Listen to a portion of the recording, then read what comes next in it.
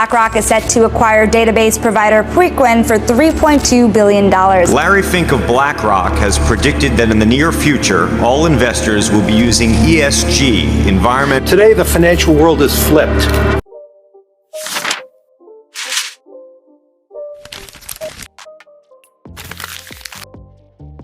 रोकड़ा मैनेजर में आपका स्वागत है।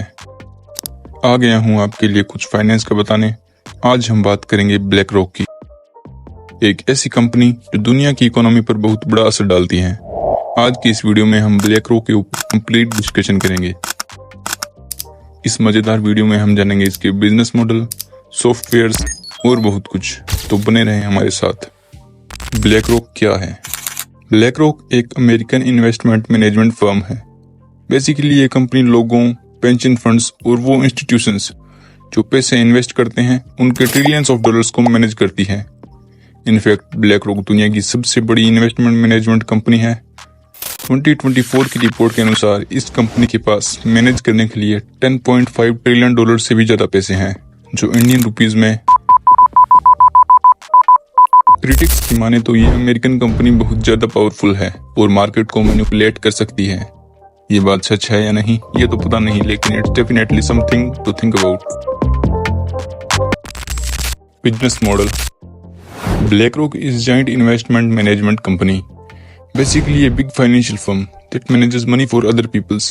सोचो आपकी पेंशन का वो फंड BlackRock जैसी कंपनी मैनेज कर सकती है।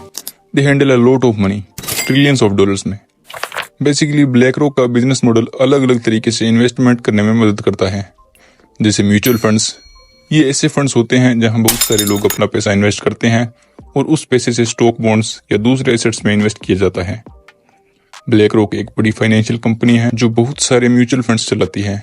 उनकी एक्सपर्ट टीम डिसाइड करती है कि इन्वेस्टर्स का पैसा कहाँ इन्वेस्ट करना है। आप अपने गोल्स और रिस्क एपेटाइट के अनुसार BlackRock का म्यूचुअल फंड सिलेक्ट कर सकते हैं। ETFs, एक्सचेंज ट्रेडेड फंड्स, ये भी म्यूचुअल फंड जैसे हैं, लेकिन ये स्टॉक एक्सचेंज पर ट्रेड करते हैं, बिल्कुल ऐसे ही जैसे आप कोई इंडिविजुअल स्टॉक को करते हो। iShares, ये BlackRock की तरफ से निकाले गए ETFs हैं और ये दुनिया में सबसे ज्यादा पॉपुलर ETFs में से हैं। सो आप iShares ETFs खरीदते हो तो आप BlackRock की ही तरफ से मैनेज किए जाने वाले ETFs में इन्वेस्ट कर रहे होते हो।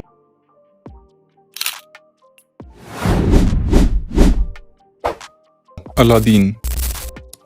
अलादीन कोई जादू का चिराग नहीं जो फाइनेंशियल विशेष पूरी करता है, बट ये BlackRock सॉल्यूशंस का बहुत ही पावरफुल रिस्क मैनेजमेंट सॉफ्टवेयर है। BlackRock सॉल्यूशंस BlackRock की ही एक टेक ब्रांच है। सो बेसिकली अलादीन एक फाइनेंशियल डेटा एनालिसिस टूल है जो BlackRock की मदद करता है। अलादीन एक दिन में आपका 2000 डाटा पॉइंट एनालाइज करता है, क्योंकि इसमें 5000 कंप्यूटर सिर्फ एक ही काम करते हैं, ये 2000 पॉइंट्स को एनालाइज करने का। नॉर्मली हम इसे शेयर मार्केट का एस्ट्रोलॉजर बोल सकते हैं। अलादीन के इन पावरफुल फीचर्स के कारण इसकी इंस्टॉलेशन कॉस्ट 8 करोड़ है और इसका annual membership charge 45 crore. So software Aladdin को आप एक सुपर डुपर फाइनेंशियल कैलकुलेटर की तरह देख सकते हो, जो BlackRock को रिस्क मैनेजमेंट और इन्वेस्टमेंट को अच्छा बनाने में मदद करता है। ओनर ऑफ BlackRock दुनिया की सबसे बड़ी इन्वेस्टमेंट कंपनी है, लेकिन ये कंपनी चलती कैसे है और इसके पीछे किसका दिमाग है, ये बहुत कम लोगों को पता है। BlackRock को चलाने का क्रेडिट जाता है लैरी फिंक को। लैरी फिंक BlackRock के को-फाउंडर और चीफ एग्जीक्यूटिव ऑफिसर हैं। उन्होंने 1988 में कुछ और पार्टनर्स के साथ मिलकर BlackRock की शुरुआत की थी। शुरुआत में ये कंपनी सिर्फ रिस्क मैनेजमेंट और इन्वेस्टमेंट की देखरेख का काम करती थी, लेकिन लैरी फिंक की लीडरशिप में कंपनी का वर्क साइज बढ़ा और BlackRock आगे बढ़ती गई और आज ये ट्रिलियंस ऑफ डॉलर्स की कंपनी है। लैरी फिंक को बिजनेस वर्ल्ड में बहुत रिस्पेक्ट दिया जाता है। वो इन्वेस्टमेंट के डिसीजन में बहुत बोल्ड हैं और क्लाइमेट चेंज जैसे इंपॉर्टेंट इश्यूज को लेकर भी खुलकर बात करते हैं। BlackRock का जो नाम है उसमें लैरी फिंक का बहुत बड़ा रोल है। World wide. So BlackRock is not just any company, it's a global giant. वो 30 से ज्यादा देशों में ऑपरेट करती है, मतलब ये पूरी दुनिया में पैसा इन्वेस्ट करती है। सोचिए चाइना से लेकर अमेरिका तक BlackRock का नाम है। BlackRock का ऐसा ग्लोबल रीच होने का मतलब है कि ये फाइनेंशियल मार्केट को बहुत इफेक्ट करती है। आप ये भी बोल सकते हैं कि दुनिया में हो रहे मनी फ्लो या दुनिया में पैसा कैसे चलता है उसमें एक बड़ा रोल प्ले करती हैं।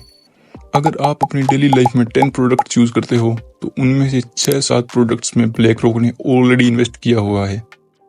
Black rocks global reach is a sign of its power and influence in the financial world. इससे ये पता चलता है कि ये कितने बड़े स्केल पर काम करती है। ब्लैक रॉक जिस कंपनी में भी इन्वेस्ट करती है उसके ओनर से वो आसानी से बात कर सकती है, उनको फाइनेंशियल इश्यूज पर एडवाइस दे सकती है। इससे आप इसकी पावर का अंदाजा लगा सकते हो। Effect on market brings more investor to the market. BlackRock जैसी कंपनीज लाखों लोगों का पैसा इन्वेस्ट करती है, जिससे शेयर मार्केट में ज्यादा पैसा आता है। ये मार्केट को ग्रो करने में मदद करता है और साथ ही ब्लैक रॉक इन्वेस्टर्स को ये बताती है कि वो अपना पैसा कहाँ इन्वेस्ट करें। ये छोटे इन्वेस्टर्स के लिए हेल्पफुल हो सकता है। बट मार्केट में ब्लैक रॉक के कुछ पोटेंशियल साइड इफेक्ट्स भी हैं जिनके बारे में बातचीत होती रहती है। मार्केट इन्फ्लुएंस ब्लैक रॉक के पास एसेट्स अंडर मैनेजमेंट, जिसे शॉर्ट में AUM भी बोल सकते हैं, बहुत ज्यादा है, जिससे वो किसी भी कंपनी में सिग्निफिकेंट शेयर होल्डर बन सकता है। इससे कुछ लोग मानते हैं कि ब्लैक रॉक मार्केट को इफेक्ट कर सकता है और वो अनफेयर एडवांटेजेस ले सकता है। Lack of transparency BlackRock अपने इन्वेस्टमेंट डिसीजंस के तरीकों को सीक्रेट रखता है। कुछ लोगों की ये चिंता है कि इससे अकाउंटेबिलिटी कम हो जाती है और ये पता नहीं चल पाता कि वो किन कंपनीज में पैसा लगा रहा है और क्यों लगा रहा है। शॉर्ट टर्म फोकस कुछ टेंशन इस बात की भी है कि ये कंपनी शॉर्ट टर्म प्रॉफिट पर ज्यादा फोकस करती है, जो लॉन्ग टर्म कंपनी ग्रोथ के लिए नुकसानदायक हो सकता है। इन सब पॉइंट्स के बाद अब हम बात करेंगे उस पॉइंट के बारे में जो वर्ल्ड में वेरी इंपॉर्टेंट कंसिडर किया जाता है, और उस पॉइंट पर हम सबको भी चिंता व्यक्त करनी होगी और इम्पोर्टेंट स्टेप्स उठाने पड़ेंगे, क्योंकि ये पॉइंट वेरी क्रूशियल है और इसके कारण ब्लैक रॉक कई बार कंट्रोवर्सीज में आ जाती है। ये पॉइंट है क्लाइमेट चेंज, क्योंकि एक तरफ तो ये कंपनी फॉसिल फ्यूल्स में इन्वेस्ट करके एनवायरनमेंट को नुकसान पहुंचा रही है और दूसरी तरफ खुद को ग्रीन कंपनी बताती है। हिपोक्रेसी की भी सीमा होती है। ब्लैक रॉक जैसी बड़ी कंपनी को अपने इन्वेस्टमेंट को थोड़ा सस्टेनेबल सोर्सेज में शिफ्ट करना चाहिए, जैसे कि सोलर पावर या विंड एनर्जी। सोलर और विंड एनर्जी का फ्यूचर बहुत ब्राइट है। अगर आज ब्लैक रॉक इन्वेस्ट करे तो कल को भारी मुनाफा कमा सकती है बिना एनवायरमेंटल लॉस के। आज क्लाइमेट चेंज हम सब की जिम्मेदारी है। अगर ब्लैक रॉक जैसी बड़ी कंपनीज एनवायरमेंट फ्रेंडली डिसीजन नहीं लेती तो उसके रिजल्ट्स हम सबको देखने को मिलेंगे। हम सबको इकोनॉमिक ग्रोथ के साथ साथ एनवायरमेंटल ग्रोथ को भी बढ़ावा देना होगा ताकि डेवलपमेंट सस्टेनेबल हो सके। तो आज के वीडियो में इतना ही। I hope you found it informative and enjoy the video. अगर आपका कोई क्वेश्चन या थॉट है तो कमेंट बॉक्स में जरूर एक्सप्रेस करें और मेरे लेटेस्ट वीडियोस के लिए चैनल को सब्सक्राइब जरूर करें।